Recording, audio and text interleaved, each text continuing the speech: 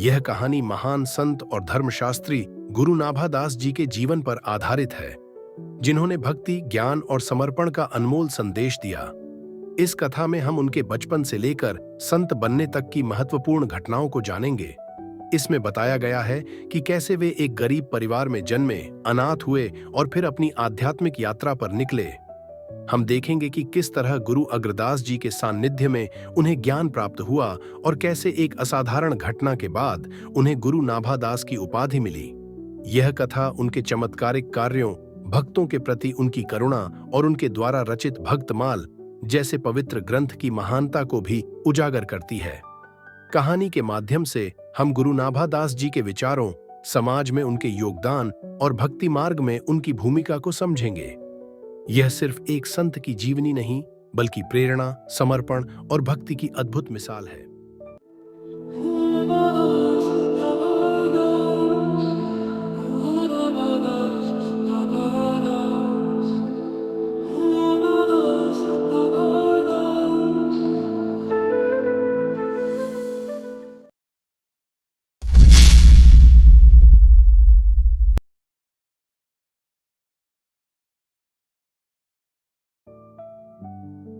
श्री गुरु नाभादास एक महान संत, धर्मशास्त्री, पवित्र शास्त्र और भक्तमाल के धार्मिक लेखक थे।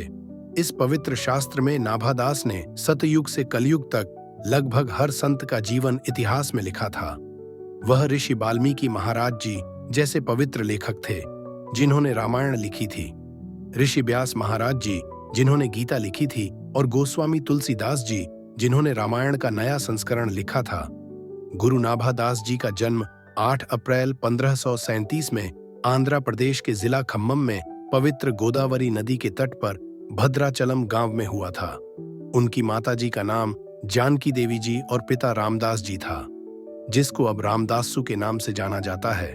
गुरु नाभादास जी महाशा, डुमना समुदाय से संबंधित थे, जिनको अब नाभादसिया के नाम से जाना जाता है। गुरु नाभादास जी के पिता का काम बेंत की टोकरियां बनाना था और वे सभी वाद्य यंत्रों के महान कलाकार थे। वे भगवान राम के प्रबल भक्त भी थे, क्योंकि भगवान राम का मंदिर उनके गांव भद्राचलम में स्थित था, जिसे अब राम भद्राचलम के नाम से जाना जाता है। लेकिन उनकी कोई संतान नहीं थी, इसलिए गांव के लोग निः संतान होने का ताना मारते थे। बाद में उन्होंने भगवान राम से प्रार्थना की कि वे उन्हें एक पुत्र प्रदान करें। तब कई महीनों के बाद उस घर में एक पुत्र का जन्म हुआ।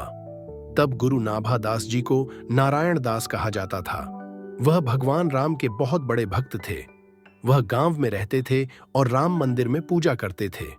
वह अपने दोस्तों के साथ पवित्र नदी गोदावरी के तट पर खेलते थे और भगवान से आशीर्वाद के साथ रेत के लड्डू को असली बनाकर अपने दोस्तों के साथ आदान प्रदान करते थे। गुरु नाभादास जी के पिता की मृत्यु हो गई थी। तब नाभादास 5 वर्ष के थे। नारायण दास 5 वर्ष तक नेत्रहीन रहे। कुछ वर्षों बाद गांव में बहुत भयानक अकाल पड़ा, जिससे कि गांवों वाले गांव छोड़कर जाने लगे। गुरु नाभादास जी की माता जानकी देवी भी नाभादास जी को लेकर गांव छोड़कर चले गए। जाते जाते वो दोनों एक जंगल में आ पहुंचे। उसकी मां ने नाभादास जी से पूछा, क्या तुम्हें भूख लगी है? नाभादास जी बोले, जी मां। उसकी माता ने नाभादास जी को विश्राम करने को कहा। मैं तुम्हारे लिए भोजन और जल लेके आती हूं, तुम जहां पे रहना। गुरु नाभादास जी बोले, ठीक है मां। उसकी माता भोजन की तलाश में चल पड़े। जब बहुत समय हो गया तो नाभादास जी चिंतित होने लगे और मां को ढूंढने चल पड़े। फिर कोसों दूर चलकर एक पेड़ के नीचे बैठ गए और राम का नाम जपने लगे। कुछ समय बाद पवित्र संत श्री अग्रदास जी और कीलदास दोनों राम भद्राचलम पहाड़ियों और जंगलों के पास से गुजर रहे थे। उन्होंने नारायण दास को एक पेड़ के नीचे देखा और उसके पास आए और उससे पूछा, तुम यहां क्यों बैठे हो? नारायण ने उनसे कहा, मैं अपनी मां की प्रतीक्षा कर रहा हूं, और गांव में जो हुआ वो सब बताया। गुरु अग्रदास जी बहुत दुखी हुए। गुरु कीलदास जी ने शक्ति से गुरु नाभादास जी की माता जी को देखा और नाभादास जी को बताया कि उनकी माता का निधन हो गया है, जिससे सुनकर नाभादास जी बहुत दुखी हुए। फिर गुरु कीलदास जी ने कमंडल से जल लिया और नाभादास जी के आंखों पर छिड़का और जल पिलाया, जिससे नाभादास जी नेत्र ठीक हो गए और दोनों गुरु का आशीर्वाद प्राप्त किया। फिर गुरु अग्रदास जी ने दोबारा पूछा, तुम कौन हो बालक? तो नाभादास जी ने बताया, मैं भगवान के आशीर्वाद से 5 तत्वों से बना हूं। अब इस संसार में मेरा कोई नहीं है। मेरा पालनहार खुद नारायण है। सुनकर गुरु अग्रदास जी चकित रह गए। वे बहुत खुश हुए और उससे पूछा, क्या आप हमारे साथ मंदिर जाना चाहते हैं? नाभादास जी ने कहा, हाँ गुरुजी। फिर वे उसे जयपुर के गालता धाम में मंदिर में ले आए। तब गुरु अग्रदास जी ने उन्हें कर्तव्य परायणता प्रदान की। आप सत्संग सुनने के लिए यहाँ आने वाले तीर्थयात्रियों की सेवा करेंगे, और जब मैं भक्तों के लिए सत्संग हॉल में उपदेश और शिक्षा दे रहा होता हूँ तो आप हाथ में पंखा भी चलाएंगे।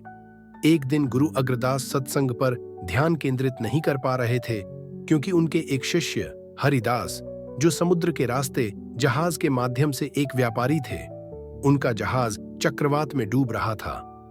उसने अपने गुरु अग्रदास के सामने अपने जहाज को बचाने के लिए प्रार्थना कर रहे थे, तो गुरु अग्रदास जी का ध्यान उस जहाज की ओर था।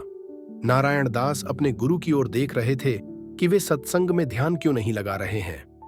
गुरु नाभादास जी ने उन्होंने आंतरिक ज्ञान के साथ देखा, तो गुरु नाभादास जी ने बहुत तेज गति से जहाज को बचाने के लिए पंखा चलाया।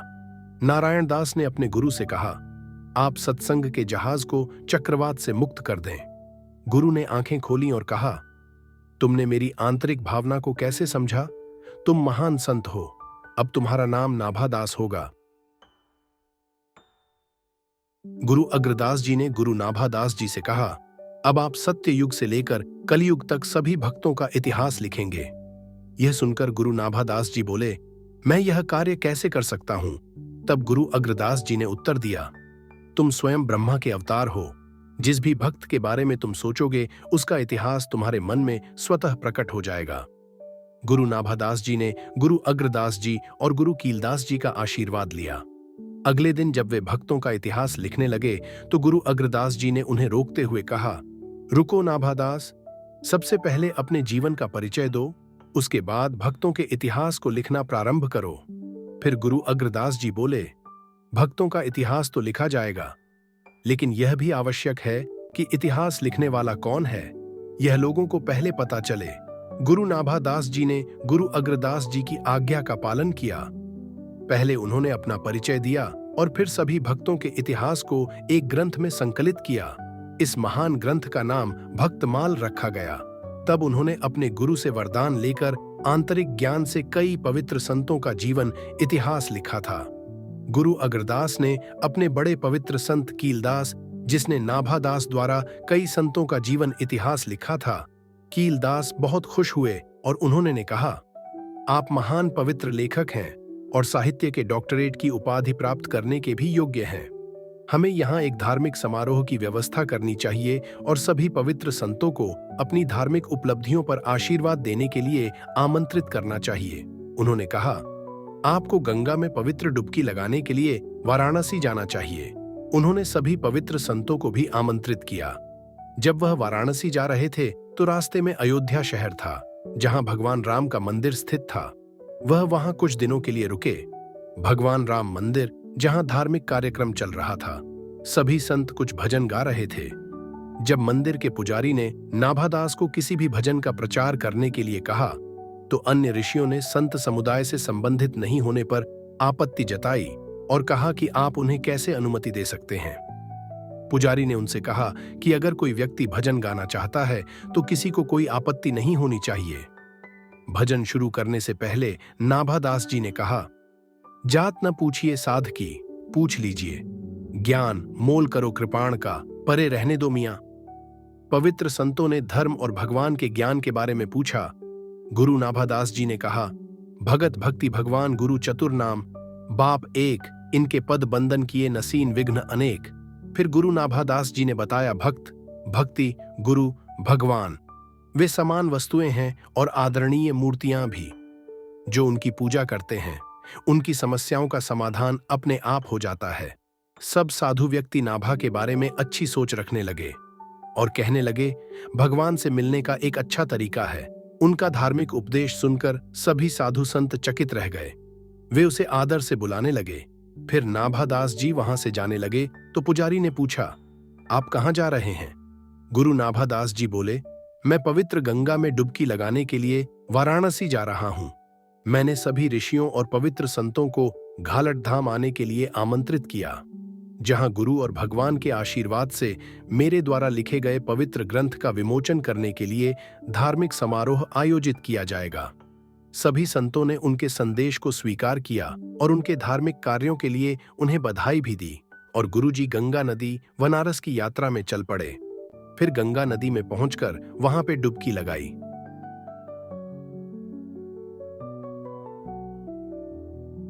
तब सभी पवित्र संतों ने गुरु श्री अग्रदास, श्री कीलदास के साथ पवित्र ग्रंथ का विमोचन किया और 1585 में इस ग्रंथ का नाम भगतमाल रखा।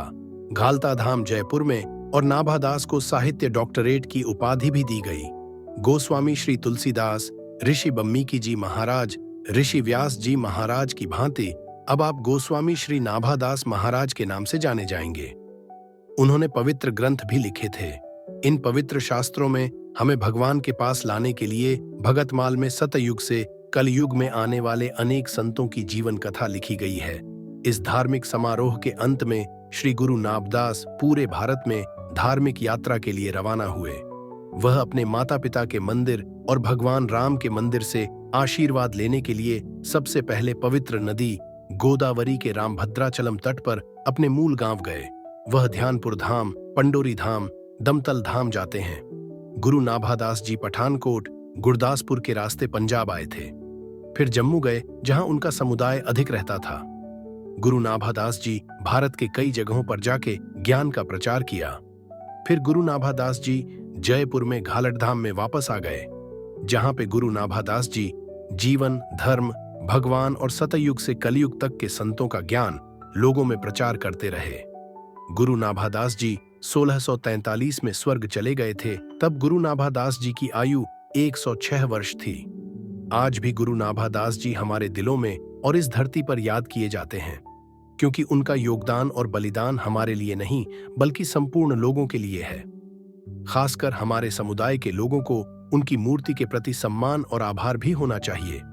गुरु नाभादास जी के लिए सभी लोग सम्मान हैं और वे भारतीय संस्कृति को बचाने के लिए उनके योगदान और बलिदान के लिए उनको सत सत नमन।